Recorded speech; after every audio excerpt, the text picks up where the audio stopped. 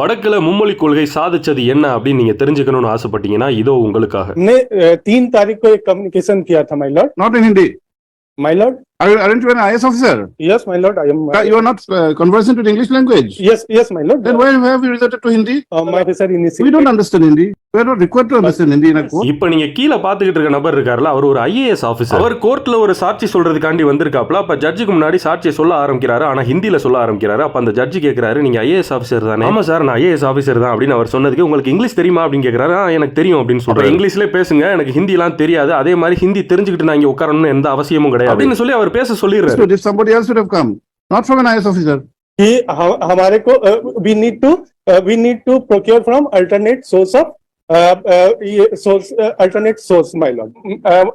I have not understood that my lord, that's why I have not approached my lord. You are not a layman. கடைசியா அந்த judge ஒரு வார்த்தை சொன்னாரு பாருங்க, நீ சாதாரண மனுஷன் கிடையாது, நீ ஒரு ஐஏஎஸ் ஆபீசர், உனக்கு கண்டிப்பா இங்கிலீஷ் தெரிஞ்சிருக்கணும். உன் ஸ்கூல்ல 3 லாங்குவேஜ் இருக்கும்போது என்னத்த படிச்சு கிழிச்ச அப்படின்னு கேட்காம கேக்குறாரு. இங்க மும்மொழி கொள்கையை ஆதரிக்கிறேன்னு சொல்லிட்டு ஒரு கூட்டம் திறாங்க தெரியுமா, சங்கிப்பேலு. அவன் பூரா என்ன ட்ரை பண்றானா, இந்த நிக்கிற ஐஏஎஸ் ஆபீசர் மாதிரி மொத்த தமிழ்நாட்டையும் ஆக்க ட்ரை பண்ணிட்டு. இந்த பெத்தவங்க வரட்டு கௌரவத்துக்காண்டி 3 லாங்குவேஜ் ஃபாலோ பண்ற ஸ்கூல்ல படிக்கிற பிள்ளைய எத்தனை பிள்ளைய சரளமா ஹிந்தி பேசணும் போய் கேளு. அதிகபட்சம் பேச முடியாம நிக்கீங்க. அந்த நம்ம தாய்மொழியை தாண்டி ஒரு மொழி படிச்சாலும் ஒழுங்கா படி, அதை விட்டுட்டு 3 மொழியை படிக்க வைக்கிறேன்னு சொல்லிட்டு 3 அறகுறையாய் முட்டா பேலாக்கி விட்டுற கூடாது இந்த ஐஏஎஸ் ஆபீசர் மாதிரி.